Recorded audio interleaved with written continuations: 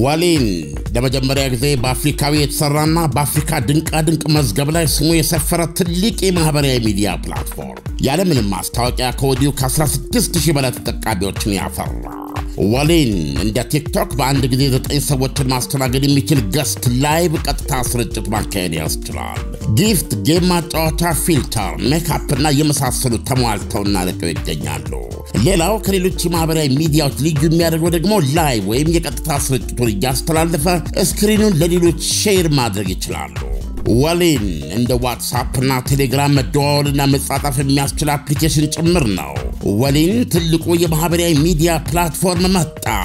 እንደ ዙም እና ጉግል የስብሰባ ማካሄጃ፣ እንደ ፌስቡክ ጽሑፍ፣ ፎቶ እና ቪዲዮ የመሳሰሉትን መለጠፊያ፣ ላይክ፣ ሼር፣ ሐሳብን ማድነቂያ ወይም ማሰራጫ አጠቃቀምን ይዟል። ወሊን አሁን እርስዎ ተጠቃሚ ብቻ ሳይሆኑ በቀጥታ ባለድርሻም እንዲሆኑ አክሲዮንን መሸጥ ጀምረዋል። በአሜሪካን ሀገር ፌስቡክ እና አማዞን የተመዘገቡበት ዴልዋር ስቴት በቅርቡ የተመዘገበ ወሊን ኩባንያ የአክሲዮን ሽያጩን ሰኔ 22 2017 በፈረንጅ ጁን 29 2025 ይጀምራል። የምስራች ነው። የአንድ አክሲዮን ዋጋ 100 የአሜሪካን ዶላር ነው። ለመጀመሪያ ዙር ለሽያጩ የተለቀቀው የአክሲዮን ብዛት 20,000 ብቻ ነው። አክሲዮኑን ባለሀብቶች፣ ምሁራንና ማንኛውም ከሊቅ እስከ ደቂቅ ተጠቃሚዎች እንድትገዙ ተጋብዛቸዋል። ለተሟላ መረጃ በስክሪኑ ላይ ባሉት አድራሻዎች ያናግሩን።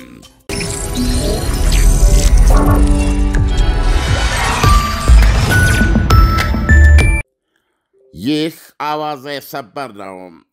የአሜሪካው ፕሬዚደንት ዶናልድ ትራምፕ እስራኤል ተኩሷን እንድታቆም ጫና ያደርጋሉ ብላ ስለማታምን ኢራን ምርጫ እያጣች ነው ሲል አልጀዚራ ዘገበ።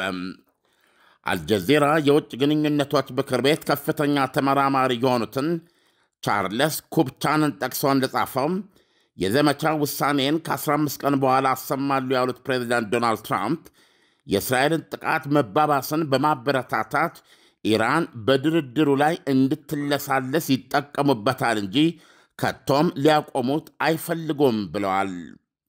እኔ እንደማስበው አሉ አልጀዚራ ያነጋገራቸው ቻርልስ ኩብቻን ሲናገሩ፣ እኔ እንደማስበው በትራምፕ ጭንቅላት ውስጥ እስራኤል ኢራን ላይ የምታሳርፈው ምት ወይም ጥቃት የጀመሩትን ዲፕሎማሲያዊ ጥረት እሳቸው በፈለጉት መንገድ እንዲቋጭ የሚያደርግ የኃይል ዲፕሎማሲ አካል ነው ብለዋል።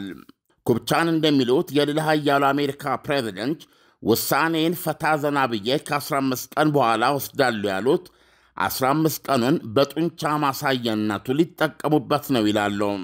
አሜሪካኖች ወደ ክልሉ በርካታ የጦር አውሮፕላኖች፣ በርካታ ተዋጊ መርከቦች እየላኩ መሆኑን እንሰማለን ይላሉ ተመራማሪው። ውሳኔያቸውን በ15 ቀን የማራዘማቸው ዓላማ አንዱና ዋናው ይህንን ጡንቻ ማሳያ ዕድል ለመፍጠር አጋጣሚ ስለሚሆን ነው። ሁለተኛው ምክንያት ደግሞ ሁለት የድርድር ጠረጴዛዎች መክፈት ነው።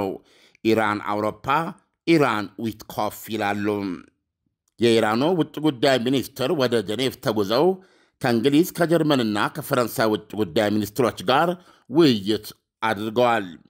ውጭ ጉዳይ ሚኒስትሩ አባስ አርጋቺም ወደዛ ከማምራታቸው በፊት ሀገራቸው ተኩስ ስር ወይም ጦርነት ውስጥ ሆና እንደማትደራደር ወደ ጀኔቭ የሚያመሩትም ለመወያየት እንጂ ለመደራደር እንዳልሆነ ገልጸው ነበረ።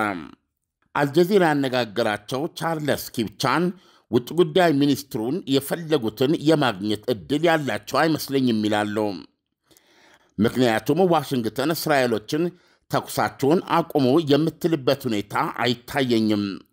እኔ እንደማስበው እንደውም በተገላቢጦሽ ውጊያውን አባብሱባቸው ብለው ይገፋፋሉ እንጂ ብለዋል። እንደ ኩብቻን ከሆነ እስራኤል የኢራን የአየር ክልል ላይ ሙሉ ቁጥጥር የተቀዳጀች በመሆኗና አብዛኛውን የኢራን ቦሊስቲክ ሚሳይል ርምታዎች መመከት በመቻሏ ኢራን ብዙ መልካም አማራጮች እንደሌላት ያስረዳል። ኢራን እየተደበደብን የምንነጋገርበት ምንም ምክንያት የለም የማለት ዕድል ያላት አይመስለኝም ይላሉ። እኔ እንደማስበው ኢራን በወታደራዊ ኃይል ከግድግዳ ጋር ተጣግታ ተይዛለች ብለዋል። ቁልፉ ጥያቄ አሉስ ኤክስፐርቱ ሲደመድሙ፣ ቁልፉ ጥያቄ ኢራን አይኗን ልታረግብ ነውን? ኢራን ይህን አስገዳጅ ጫና ተጠቅማ የባሰ ወታደራዊ በላ ሳይመጣባት ከትራምፕ ጋር ውል ልትፈራረም ነውን? የሚለው ነው ብለዋል። በሌላ የአልጀዚራ ዘገባ ደግሞ በዋሽንግተን የዓለም አቀፍ ፖሊሲ ማዕከል ተመራማሪ ሲና ቶሲም ኢራን የሚሳኤል ሩምታ ወጀብ ማዥጎድጎዷ የእስራኤልን የመከላከያ ሚሳኤል ክምችት እያመናመነው ነው ይላሉ። በዚህም የተነሳ የኢራን ሚሳኤሎች አፍንጫቸው ላይ ከገጠሙት አረር ጋር ኢላማዎችን በቀጥታ መለተም እያስቻላቸው ነው ብለዋል። ይህም የተሻለ አነጣጣሪነት የእስራኤልን መከላከያ ማመናመንና እስራኤል ላይ የተራዘመ ቁስለት ማድረስ ነው ይላሉ። ተመራማሪዋ አንድ ቁልፍ ቦታ ላይ ያለ አሜሪካዊ ምንጭን ጠቅሰው እንደተናገሩት ከኢራን ሚሳኤሎች መካከል የተወሰኑት የእስራኤልን ወታደራዊና የስለላ ኢላማዎችን በቀጥታ መትተዋል። ይህ በእንዲህ እንዳለ ከሦስት የአውሮፓ ውጭ ጉዳይ ሚኒስትሮች ጋር በጀኔቭ ውይይት ያደረጉት የኢራን ውጭ ጉዳይ ሚኒስትር አባስ አርጋቺ ከውይይቱ በኋላ መግለጫ ሰጥተዋል። በሰጡት ጋዜጣዊ መግለጫ ኢራን ለዲፕሎማሲ ዝግጁ የምትሆነው ይህ ጦርነት ሲቆም ብቻ ነው ሲሉ ለአውሮፓ ሚኒስትሮች መንገራቸውን አስታውቀዋል። የእንግሊዝ ውጭ ጉዳይ ሚኒስትር ዴቪድ ላሚ ደግሞ ውይይቱ ገንቢ ነበር ሲሉ ይገልጻሉ። ጥሩ ውይይት አድርገናል፣ እንቀጥላለንም ብለዋል። በውይይቱ ወቅት ኢራኖች ከአሜሪካ ጋር የጀመሩትን ድርድር እንዲቀጥሉ ወይም ወደዛ ድርድር ተመለሱ ብለን አሳስበናል ይላሉ። በውይይቱ ወቅት በጋራ ውጭ ጉዳይ ሚኒስትሮቹ ማለት ነው የድርድሩ ዋናው መነሻ ነጥብ ኢራን ዩራኒየም የማበልጸግ ዜሮ ዕድል እንደሌላት ማስገንዘብ ነበር ብለዋል። የኢራኑ አባስ አርጋቺ በወገናቸው ሲናገሩ ጦርነቱ ቆሞ ጠብጫሪው ለፈጸማቸው አሰቃቂ ወንጀሎች ተጠያቂ ሲደረግ ብቻ ያን ጊዜ ኢራን ዲፕሎማሲያዊ መፍትሄን ማጤን ትጀምራለች ብለን ነግረናቸዋል ብለዋል። የኢራን የኒውክሌር ፕሮግራም ሰላማዊ ነው። በእሱ ላይ ጥቃት ማድረስ ዓለም አቀፋዊ ሕግን የጣሰ መሆኑንና ኢራን ራስን የመከላከል መብቷን መጠቀሟን ትቀጥላለች ይላሉ። የኢራን የመከላከያ አቅሞች ከቶም ለድርድር እንደማይቀርቡ ጥርት አድርጌ አስገንዝቤያቸዋለሁ ብለዋል። ኢሳያስ እንግዲህ ዜናውን ተከታትለዋል፣ እንደሰማው ነው። አሁን አዲሱ ነገር እንግዲህ ከፕሬዚደንት ዶናልድ ትራምፕ ውሳኔን ይህን ጦርነት አሜሪካ የጦርነት ዘመቻውን አጽድቀዋል እቅዱን። ነገር ግን ይህን ጦርነት መቀላቀል አለመቀላቀሏን እስራኤል ማነው አሜሪካ ከ15 ቀን በኋላ ትወስናለች የሚል ነው እና ይህን ተከትሎ ነው እንግዲህ ለድርድር የተከፈተ መስኮት ነው በሚል ስለታመነ አሁን እንደሰማው የውጭ ጉዳይ ሚኒስትር አባስ አርጋቺ ከአውሮፓ ውጭ ጉዳይ ሚኒስትሮች ጋር ጀኔቭ ሄደው ለመነጋገር የቻሉት ማለት ነው እና እንግዲህ ከአውሮፓውያኖችም ጋር ሆነ ከአሜሪካኖች ጋር ወደ ድርድር የምንመለሰው ወይም የምንገባው እስራኤል ጦርነቱን ስታቆም ብቻ ነው እና ጦርነቱ በቀጠለበት ሁኔታ ያው በዜናውም ላይ እንደሰማህ የምናደርገው ድርድር አይኖርም የሚል አቋም አራምዳለች። ዓለም እዚህ ጋር እኔ ማንሳት የምፈልገው ነገር ምንድነው? ኢራን በግልጽ ለምሳሌ አሜሪካ እጇን እስካልሰበሰበች ድረስ ጦርነቱ አሁን ገና ጀመረ በማለት ፎክራ ነበረ እና የድርድር ሐሳብ እንዳልነበራት ነው ከዛ ፉከራ የምንረዳውና አሁን ደግሞ በስፋት የድርድር ሐሳቦች እየተነሱ ነው እና ኢራንም ደግሞ ለድርድር በሯን እየከፈተች ነው። ይሄ አጠቃላይ የኢራንን ቁመና የሚገልጽበት መንገድ አለው ወይ? አሁን ያለችበትን ለማለት ፈልጌ ነው። እንደዛ አይነቱን ነገር መናገር አለ ስለምንነሱ ያሉት ላይ ተመርኩዘን ነው። ስለዚህ አሁን ውጭ ጉዳይ ሚኒስትሩ ካሉት ተነስቶ ማለት ነው። ዲኤምሲ ሪል ስቴት በነፋሻማው ለቡ ከቦሌ ኤርፖርት 9 ኪሎ ሜትር ርቀት ላይ እጅግ ዘመናዊ በሆነው የግንባታ ቴክኖሎጂ አልሙኒየም ፎርምወርክ በማራኪ ዲዛይን እና በላቀ ጥራት እያስገነባቸው ያሉ ከስቱዲዮ እስከ ባለ 4 መኝታ ድረስ እንዲሁም የንግድ ሱቆችን እነሆ ይላል። የልጆች መጫወቻ ስፍራ፣ 5 የመዋኛ ገንዳ፣ ጂምናዚየም፣ በየፎቁ 5 አሳንሰሮች የተገጠመላቸው፣ ባለ 5 ቤዝመንት መኪና ማቆሚያ፣ 50% የባንክ ብድር የተመቻቸላቸው፣ ለአጭር ጊዜ ብቻ የሚቆይ የዋጋ ቅናሽ፣ የቤት ባለቤት መሆን ይችላሉ። ዲኤምሲ ሪል ስቴት ደስታው እዚህ ይጀምራል። እንደዛ አይነቱን ነገር መናገር አንችልም። እነሱ ያሉት ላይ ተመርኩዘን ነው። ስለዚህ አሁን ውጭ ጉዳይ ሚኒስትሩ ካሉት ተነስተ ማለት ነው። ውጭ ጉዳይ ሚኒስትሩ ካሉት ተነስተን መረዳት የምንችለው ይሄ ጦርነት ካልቆመልኝ፣ የእስራኤል ጥቃት ካልቆመልኝ ወደ ድርድር አልመለስም። ወደ ድርድር የምመለስ ከሆነ እንኳ መጀመሪያ እስራኤል የምታደርግብኝ ጦርነት ይቆማል። ከዛ በኋላ ለፈጸመችው አሰቃቂ ወንጀል ተጠያቂ ስትደረግ ያን ጊዜ የዲፕሎማሲያዊ መፍትሄን ማጤን እጀምራለሁ ነው ያለችው። እንደኔ ኢራን ይህ ጦርነት ባልቆመበት ሁኔታ ድርድሩን የምትቀጥል አይመስለኝም። እንደገና ደግሞ ቅድም በዜናው ላይ በደንብ እንደሰማኸው ኤክስፐርቱ ወይ በዚህ ላይ ጥናት ኤክስፐርቱ ለአልጀዚራ የነገሩት አሜሪካም እስራኤልን ጦርነቱን አቁሚ አትልም፣ እንደውም አባብሺው አክብጂው ነው የምትለው። ምክንያቱም አሁን እስራኤል የከፈተችውና በማድረስ ላይ ያለችው ጉዳት የዶናልድ ትራምፕ የኃይል ዲፕሎማሲ አካል ነው። ጥቃቱ የሚፈጸመው በእስራኤል ይሁን እንጂ ዶናልድ ትራምፕ በእሳቸው በዚህ በዲፕሎማሲ ድርድር ውስጥ ያስቀመጧቸው ነገር አሉ። አዎ ኒውክሌር ማበልጸግ የሚባል ነገር አትችም፣ ዜሮ። ሁለተኛ በእጅሽ ላይ ያለውን እስከ 9 አቶሚክ ቦምብ ሊያሰራ የሚችል ወደ 90% ካደገ በኋላ ነው። በ60% ደረጃ የበለጸገውን ዩራኒየም አምጪ አስረክቢ። ለነዚህ ለሁለቱ አንደኛ የኒውክሌር ማብላያዎችሽ እንዲፈርሱ ተስማምታ ማለት ነው፣ ራሷን ልታፈርስ በታዛቢዎች ዘንድ ማለት ነው። ሁለተኛ ደግሞ እንድታስረክብ ነው። አሁን ኢራን ይህን እንደሰማው አቋሟን ገልጻለች። ሰላማዊ የኒውክሌር ማበልጸግ መብቴን አሳልፌ አልሰጥም፣ ኦልሬዲ ደግሞ ያበለጸግኩትንም እኔ ጋር ነው የሚሆነው፣ ለማንም አልሰጥም፣ ነገር ግን መከታተል ማጣራት ትችላላችሁ የሚል ነው። ስለዚህ አሁን ዶናልድ ትራምፕ ግባቸው ይሄ ነው። ዲፕሎማሲያዊ ጌማቸው ሰክሰስፉል የሚሆነው ኢራን ይህንን እሺ ብላ በአጠቃላይ የኒውክሌር ፕሮግራሟን በዜሮ ለማባዛት በቃ በዚህ ከወሰነች ብቻ ነው። ስለዚህ ይሄ ለማድረግ ደግሞ አሁን የኤክስፐርቱ ያሉትን ነው የምደግመው፣ የኢራንን ሰማይ በጣም ውጤታማ በሆነ መንገድ መቆጣጠር በመቻሏ እስራኤል ያው እንግዲህ ተቆጣጠረች ማለት የመረጠቻቸውን ወታደራዊና ኢኮኖሚያዊ ማዕከሎችን፣ መሰረተ ልማቶችን መምታቷን ትቀጥላለች ማለት ነው። ሲቀጥል ደግሞ ወይም ደግሞ ከዚህ በፊት የእስራኤሉ መከላከያ ሚኒስትር ቃጽ እንዳሉት በአጠቃላይ መንግስታዊ ምልክት የሆኑ ነገሮችን እንደ ሌላው ቀርቶ የመንግስት መስሪያ ቤቶች፣ ህንፃዎች ማለት ነው፣ የኢኮኖሚ፣ የሚሊተሪ በአጠቃላይ እንደዚህ አይነት ቁልፍ ሁሉ ነገር አውድማለሁ ብላለች። አሁን የዚህ የማውደም ዓላማ መከላከያ ሚኒስትሩ ያሉትን ነው። ኢራንን ትርምስ ውስጥ ይከታታለሁ እና ያለውን የአሊ ካሚኒን መንግስት ይጥለዋሉ። ወይም አሁን ለምሳሌ አንዳንድ ዜናዎች እንደምናለም መሰረታዊ ምግብ እንኳ ለማግኘት ከአደጋ ተጠበቁ ብሎ መልእክት ለማስተላለፍ እንኳ ትንሽ ኢራን ውስጥ አስቸጋሪ እንደሆነ ነው የምናነበው። አሁን ለጊዜው ቴሌግራም ብቻ ነው የሚሰራው ነው የሚባለው። እዚህ ጋር ድብደባ ሊደረግ ነው፣ ወደዚህ ውጡ፣ ወደዚህ ግቡ ለማለት እንኳ ማለት ነው።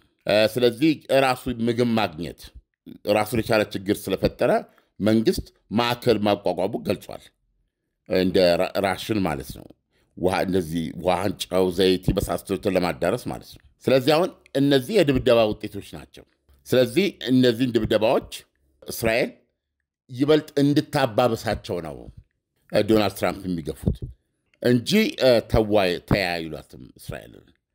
በዛ በኩል ደግሞ ለዲፕሎማሲ ዕድል ለመስጠት ሰጥቻለሁ 15 ቀን ብለው ይከፍታሉ። በዛኛው እጃቸው በኩል ይማታሉ ማለት ነው። ገብተዋል።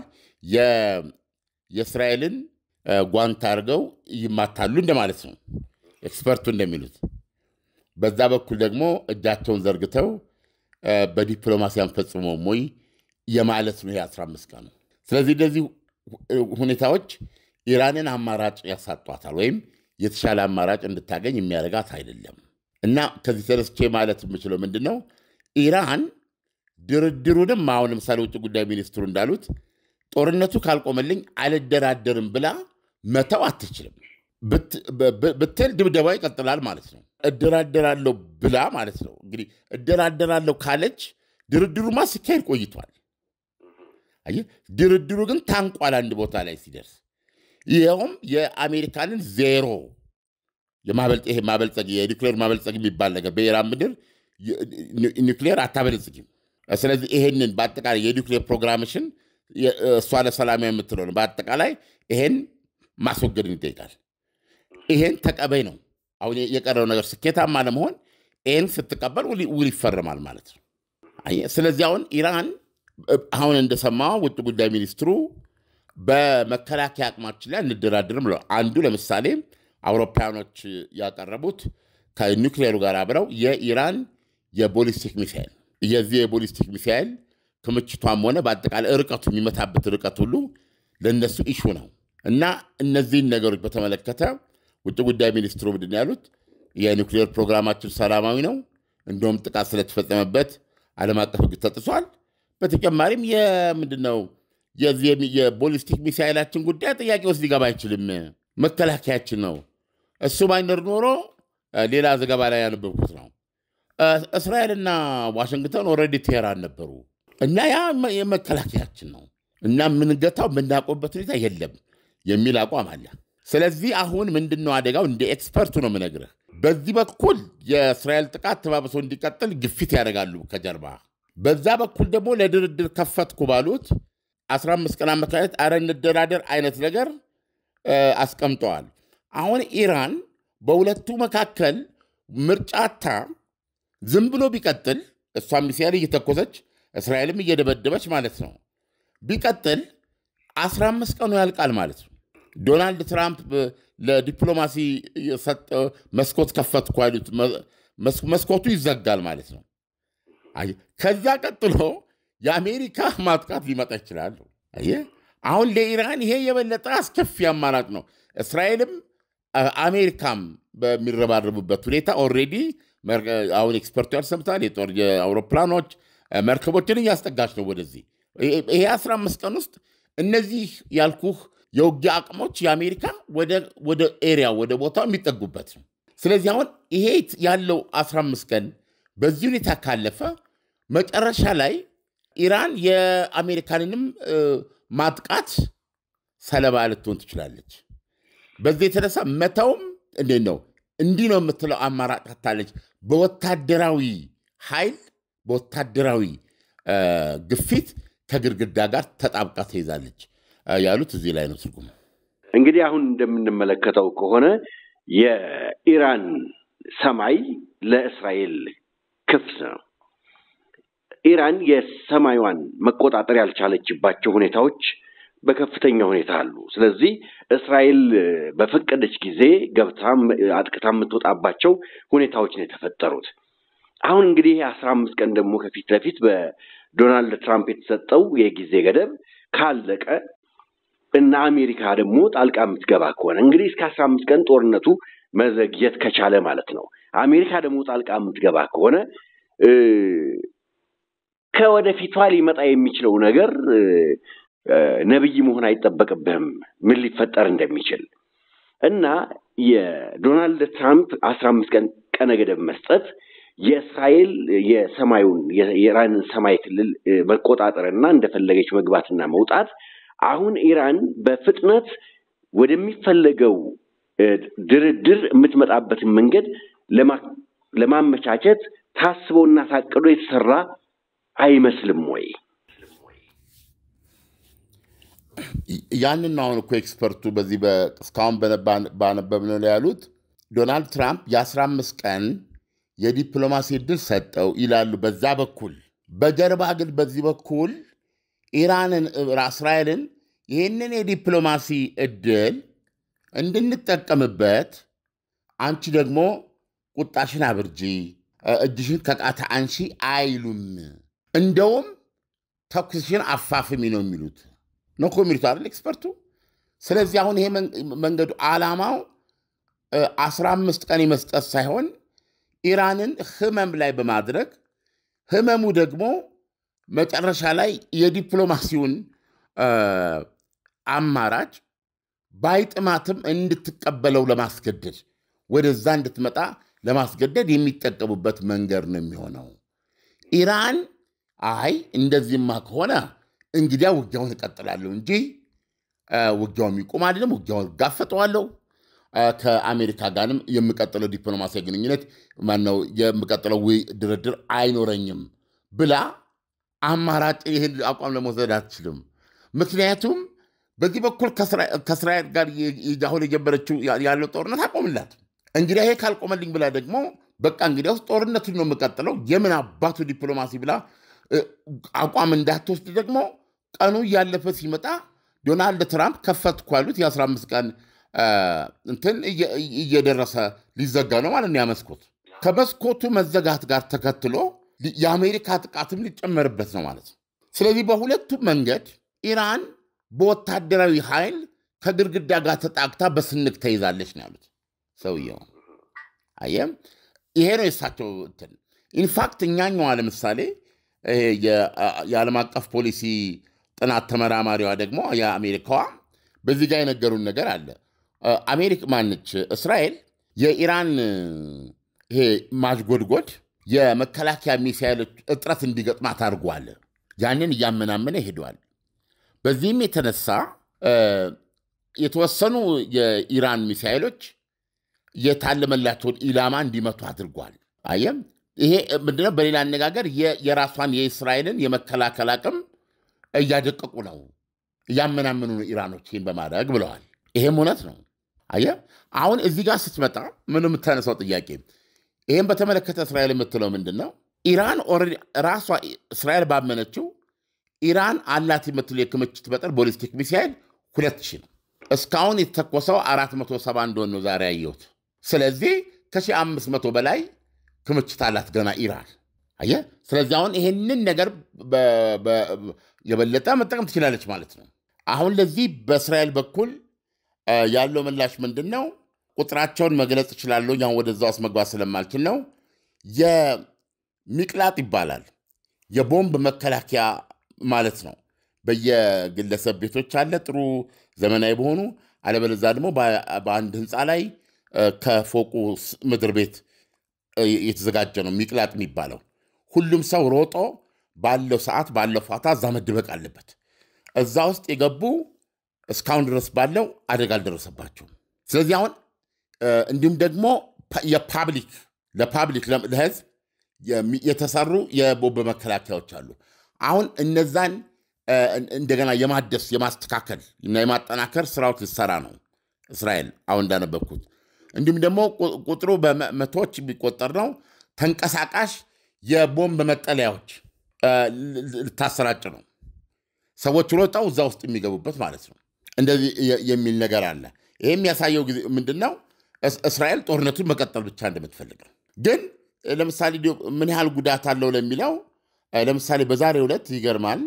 በተለይ ሃይፋ ውስጥ 23 ሚሳኤል ነው ወደቀው እና አንዲት እስራኤላዊት ወደ ሚቅላጥ ውስጥ ብትገባም በድንጋጤ በልብ ድካም ሞታለች ይላል እና 3 ሰዎች በጽኑ ቆስለዋል ሌሎች ቁስለኞችም አሉ እና በየጊዜው በሰው ህይወት ላይ ባይሞት እንኳን የመቁሰል አደጋዎች በጣም እየተበራከቱ ነው ያሉት በተቋም ደረጃ እስራኤል ውስጥ የሚወድሙ ህንፃዎች ቁጥራቸው እየጨመረ ነው የመጣው ባለፈው ያደበብኩት ወደ 20 ሺህ ይላል ለምሳሌ ወደ 20 ሺህ እስራኤላውያን ቤታቸው ወድሟል ገብቷል ዋው ይሄ ማለት እንግዲህ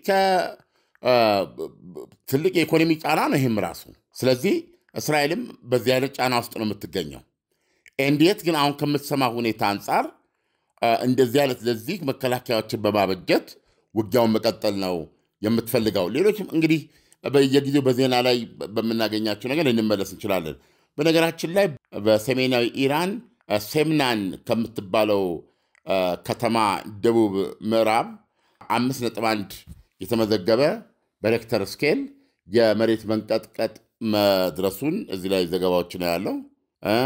አዳዲስ ዜና ለመስጠት ያክል ነው። የፈረንሳዩ ውጭ ጉዳይ ሚኒስትር አውሮፓውያን ኢራን የእስራኤል ጥቃት መቆምን ቅድመ ሁኔታ ሳታደርግ ውይይቱን እንድትቀጥል የእስራኤል ጦርነት መቆምን ሳትጠብቅ ውይይቱን እንድትቀጥል ማሳሰባቸውን ገለጹ ይላል። ተመልከት፣ አዲስ ዜና ነው። አሁን ምን ማለት ነው? ኢራን ለመደራደር ተኩስ ከላይ የተደበደብኩ አልደራደርም። ውጭ ጉዳይ ሚኒስትር አባች አርጋቺ እንደተናገሩት ማለት ነው። ወራዝ የፈረንሳይ ውጭ ጉዳይ ሚኒስትር የሚነግሩ ብድነው እሱን ጦርነቱን እስራኤል የምትቀጥለውን ጦርነት አቁሟት በይ፣ ከዚህ ጋር አታያይጂ፣ ድርድር ውስጥ ግቢ፣ ወደ አሜሪካ ድርድር ተመለሽ፣ ጦርነቱ እስኪቆም አትጠብቂ ብለናታል የሚሉት። አይ ቲንክ ይሄ እንግዲህ ሰው የየራሱን ግንዛቤ ይውሰድ። ሌላው ደግሞ የአሜሪካው ፕሬዚደንት ዶናልድ ትራምፕ በኢራን ጉዳይ ላይ ከብሔራዊ ደህንነት አባላቶቻቸው ጋር ስብሰባ መቀመጣቸውን የአሜሪካ ባለስልጣኖች ገለጹ ይላል። ፕሬዚዳንት ዶናልድ ትራምፕ በኢራን ጉዳይ ላይ ከብሔራዊ ደህንነት ካቢኔ ሰዎቻቸው ጋር ስብሰባ ተቀመጡ ይላል። ይህ ነው እንግዲህ ኢሳያስ ያለው። አይ ቲንክ የዚህ ዓላማ አጠቃላይ የዚህን ጦርነት ሂደት ለማሳወቅ ነው። ቅድም በነገርኩ እዚህ በአይኔ እያየሁ ነው የምነግርህ። ሃይፋ ውስጥ 23 ሰዎች ቆስለዋል በአጠቃላይ ቢያንስ። አንዷ ቅድም እንደነገርኩ በልብ ድካም ሞታለች። የተመታው ቦታ ካርሜል የሚባል ነው። 20ዎቹ ግን ቀላል የመቁሰል አደጋ ነው የደረሰባቸው እና ሁሉም ወደ ሆስፒታል ተወስደዋል ይላል። የሞተችው ሴት የሌና ሳዶውስኪ የምትባል የ51 ዓመት ሰው ነች። እሷም ወደ ቦምብ መጠለያ የሚሳኤል ሳይረን ይባላል ይላል። ይሄ እንግዲህ የእሱ ጩኸት ያ ጩኸት በቀጠለበት ሰዓት ቶሎ ብለ ቦታ ያዝ ነው እና ይህ ጩኸት በሚያስተጋባበት ሰዓት ድምፁን ተከትላ ወደ ቦምብ መጠለያ በመሮጥ ላይ እንዳለች በልብ ድካም ያው በድርጋጤ ወደቀች፣ አልተነሳችም፣ በዛው ሞተች ይላል። ምክንያቱም የሕክምና ቡድኖች በቦታ ላይ ደርሰው እርዳታ ሊሰጧት ቢሞክሩም በሕይወት አልነበረችም እና እዚህ ላይ ፎቶግራፏን ማያለው የ51 ዓመት ሴት ናት። ይህም በተመለከተ የሃይፋ ከንቲባ ዮና ያሃብ ቦታው ላይ ሆነው ሲናገሩ በኢራን ሩምታ 2 ስትራቴጂክ ቦታዎች ከተማ ውስጥ ተመቷል ብለዋል። 2 ስትራቴጂክ፣ ይሄ ማለት አልገለጹም፣ እንትኑን አላብራሩም። ግን ስትራቴጂክ ማለት ላይክ ለምሳሌ የነዳጅ ማጠራቀሚያ ከጦር መሳሪያ ማምረቻ ጋር ከእንደዚህ የተያዙ በአጠቃላይ ለዛች ሀገር ኢኮኖሚያዊም ሆነ ወታደራዊ ደህንነት ትልቅ አስተዋጽኦ ያለው ነገር ነው ስትራቴጂክ የምትለው። ስትራቴጂክ 2 ስትራቴጂክ ቦታዎች ቢያንስ ተመተዋል ብለዋል። ኦ ማይ ጋድ! አሁን የመጣ ዜና አለ። አዋዜ ታማኝነቱ ለወሬ ነው የሚለው ነገር መደጋገም አለባችሁ። ኢሳያስ ዶናልድ ትራምፕ አሁን ልብ አድርግ እንግዲህ ከአልጀዚራ መነሻ አድርጌ ይህን ዘገባ ሰርቼ አሁን ይህንን ዘገባ ለመቋጨት ላይቭ በዚህ ደቂቃ ያለውን ዜና እያየው ነው የምናገረው እና ይሄን እያየው የመጣው ዜና ምን ይላል? Trump says he is not inclined to urge Israel to stop attacking Iran while it is winning ይላል። Trump says he is not inclined to urge Israel to stop attacking Iran while it's winning. እስራኤል ይህን ጦርነት በማሸነፍ ላይ ባለችበት በዚህ ሰዓት አቁሚ ብዬ ለማሳሰብ ወይም አላሳስብም ወለዛ ላሳስብ አልችልም የሚል አስተያየት ነው የሰጡት። ኤግዛክትሊ ኤክስፐርቱ የተናገሩት ማለት ነው ለአልጀዚራ። አይደለም ጦርነቱን አቁሚ ማለት እንደውም ከጀርባ አባበሹ ነው የሚሉት አይደል ያሉት ቅድም። አሁን ዶናልድ ትራምፕ ያሉት ይሄን እያሸነፈች ያለውን ጦርነትማ አቁሚ ልላት አም ኖት ኢንክላይንድ ይሄን ልላት ምልበት ሁኔታ የለም የሚል አስተያየት ነው የሰጡት እና በዚህ ደረጃ ቢታይ ይሄ በቂ ለአድማጮቻችን የተሻለ ግንዛቤ እንዲኖራቸው ያደርጋል ብዬ አስባለሁ። አዋዜ ላይክ፣ ሼር፣ ሰብስክራይብ አድርጉ። በሱፐር ታንክስ ማበረታታት ትችላላችሁ። ዓለም ለትንታኔው ከወዲሁ አመሰግናለሁ መልካም አዳር ይሁንልህ መልካም አዳር ኢሳያስ ዲኤምሲ ሪል ስቴት በነፋሻማ ዋለቡ ከቦሌ ኤርፖርት 9 ኪሎ ሜትር ርቀት ላይ እጅግ ዘመናዊ በሆነው የግንባታ ቴክኖሎጂ አልሙኒየም ፎርምወርክ በማራኪ ዲዛይን እና በላቀ ጥራት እያስገነባቸው ያሉ ከስቱዲዮ እስከ ባለ 4 መኝታ ድረስ እንዲሁም የንግድ ሱቆችን እነሆ ይላል። የልጆች መጫወቻ ስፍራ፣ 5 የመዋኛ ገንዳ፣ ጂምናዚየም፣ በየፎቁ 5 አሳንሰሮች የተገጠመላቸው፣ ባለ 5 ቤዝመንት መኪና ማቆሚያ፣ 50% የባንክ ብድር የተመቻቸላቸው፣ ለአጭር ጊዜ ብቻ የሚቆይ የዋጋ ቅናሽ፣ የቤት ባለቤት መሆን ይችላሉ። ዲኤምሲ ሪል ስቴት ደስታው እዚህ ይጀምራል።